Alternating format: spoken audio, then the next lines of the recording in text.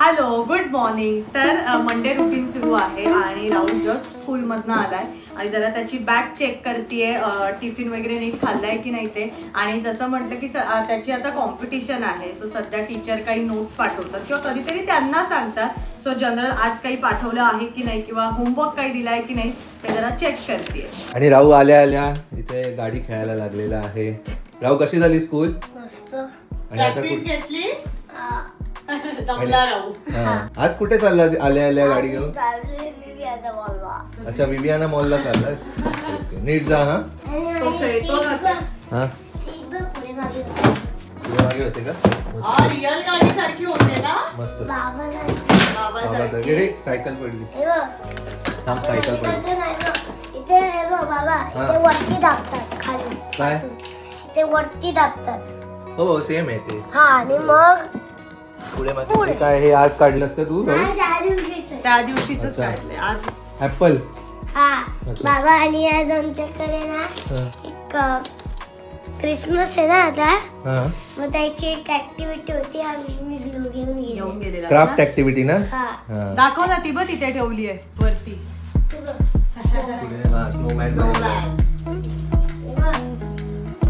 नको आता ते चिकट होईल.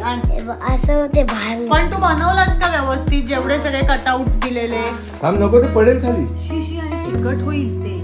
राऊच्या स्कूलमध्ये आज क्रिसमस रिलेटेड एक क्राफ्ट ऍक्टिव्हिटी होती. मग तुम्ही स्नोमॅन किंवा क्रिसमस ट्री और सॅन्टा क्लॉज बनवू शकता. तर राऊने स्नोमॅन बनवला होता आणि त्यांना कटआउट्स तुम्ही घरनं द्यायचे होते आणि मग तिथे त्यांना जाऊन फक्त ते स्टिक करायचं. सो ती ऍक्टिव्हिटी आज झाली. तर त्याचं सुद्धा सामान मी आज शाळेत सगळं पाठवलं होतं. एकच असं मोठं. हे काय? Back side gate. Back side gate. मग एक काम कर, एक इथे ठेव, एक तिथे ठेव. हे देऊ. दे. आणि आजचे वेदर अपडेट्स. आभाळ आलंय भरून. चांगलं. असं वाटतंय पाऊस पडणार की काय. बघ, सगळीकडचं लाईट लावले लागले घरातले. हो. आणि ही जी एसी ची वायर उंदराने कुरतडली होती, त्याला हे असं पॅक करून टाकलेलं आहे आता. त्या दिवसानंतर वाटलं नाही ना पण असं नाही उंदीर आलाय वगैरे. टेरेस मध्ये पण नाही आणि किचनच्या एरियामध्ये पण नाही दिसलं काही. कपड्यांच्या घड्या करून झाल्यात. पटापट कपडे सुद्धा आता ठेवून घेते. राऊचं हे जे कपाट आहे त्यावरती मला एक कमेंट आली होती. एका ताईंनी विचारलेलं की अंकिता, हे कपाट यूज करायला कसं आहे किंवा त्याचे फीचर्स सांगशील का?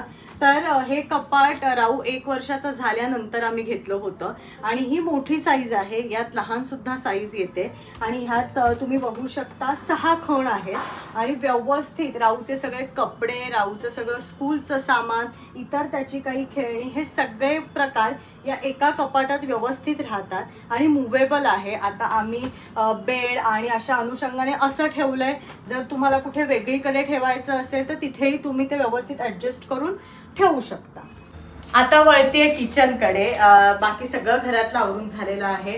राहू फक्त हॉलमध्ये खेळतोय, सो ते सगळं नंतर आवरेन. आणि किचनमध्ये सुद्धा थोडासा ओट्यावरती पसारा आहे. भांडी लावायची आहेत, भांडी घासायची आहेत आणि मेन म्हणजे लंच.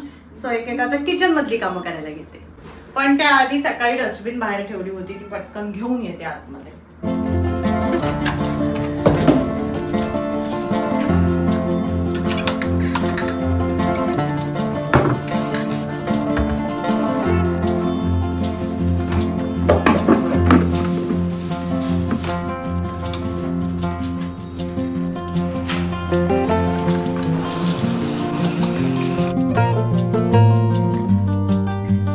भांडी मी लावून घेतलेली आहेत. एकीकडे मशीन सुद्धा लावले आणि भांडी घासायची फक्त ठेवलेली आहेत. त्याआधी जरा मी आता लंचच्या तयारीला लागले.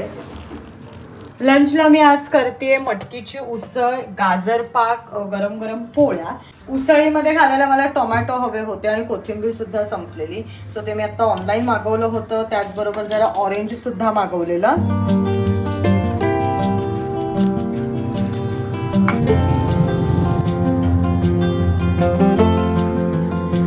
कणिक इथे आता माझी मळून झालेली आहे. मी झाकून ठेवते आणि आता मी पहिले पटकन मटकीची उसळ करून घेणार आहे. आज मी डायरेक्ट हा जो आमचा लहान कुकर आहे त्यातच शिट्ट्या देणार आहे. सो त्यासाठी हा बटाटा, 2 कांदे आणि टोमॅटो, थोडीशी कोथिंबीर चिरून घेते आणि मग उसळ फोडणीला घालते आणि एक एक गोष्ट करून घेते, नाही तर एकदम पसारा होतो. सो मग मटकीच्या उसळीच्या शिट्ट्या होईपर्यंत गाजर किसून घेते, गाजर पाक तयार होईल आणि मग गरम गरम पोळ्या घेते करायला.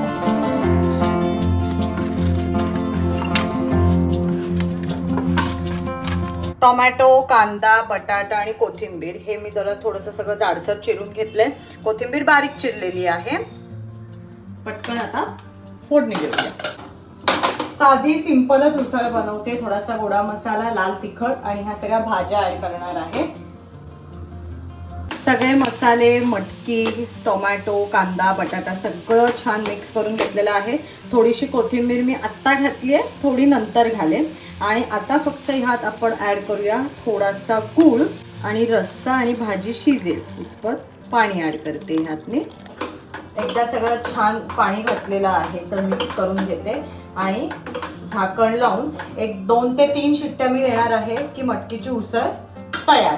कधीतरी जरा घाई गडबड असली की कुकरमधली सुद्धा मटकीची उसळ खूप छान लागते आणि मोस्टली मी करते. कधीतरी मी पॅनमधली सुद्धा करते, कधीतरी अशी डायरेक्ट कुकरमधली सुद्धा करते. आणि आता मी गाजर पाक करायला घेते. खरं तर गाजर पाक करायचं आमचं कालच ठरलंय. त्याचं झालं असं की कालच मी आमचा जो क्रॉकरी सेक्शन आहे तो स्वच्छ साफ करून ठेवलेला आहे आणि त्यात जे पांढऱ्या कलरचे बाउल्स आहेत ते आम्हाला आठवलं की गेल्या वर्षी त्याचं ओपनिंग आम्ही गाजर पाकाने केलं होतं. त्यामुळे खरं तर कालपासूनच आम्हाला टेम्प्ट झालंय की गाजर पाक खाऊया. सो मला पुष्कर काल म्हणाला की अंकिता एक काम कर, उद्या गाजर पाक कर. आणि खरं तर म्हणून आज तो गाजर पाकाचा बेत झालेला आहे आमचा. आणि रिसेंटली आता जी आपण रेसिपी फन ऍक्टिव्हिटी केली होती त्यात मी गाजर हलवा केला होता, पण आज मी गाजर पाक करते. गाजर पाक आता इथे मी करायला घेते. एकीकडे पोळ्यांचा तवा सुद्धा मी गरम करायला ठेवलाय आणि सोपं आहे. जसं आपण गाजर हलवा बनवतो तशीच कृती आहे, फक्त दुधाचं प्रमाण आपल्याला त्यात जास्त ऍड करायचंय.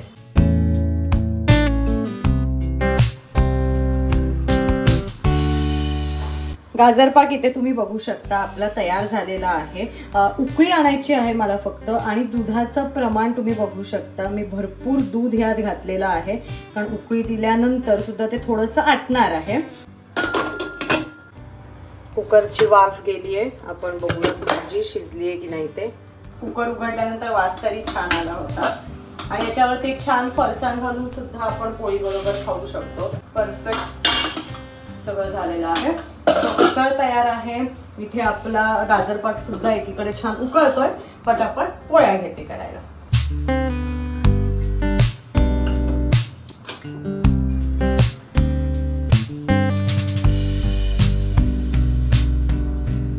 ऑलमोस्ट माझ्या सगळ्या पोळ्या सुद्धा होत आलेल्या आहेत आणि स्वयंपाक सुद्धा सगळा तयार झालेला आहे.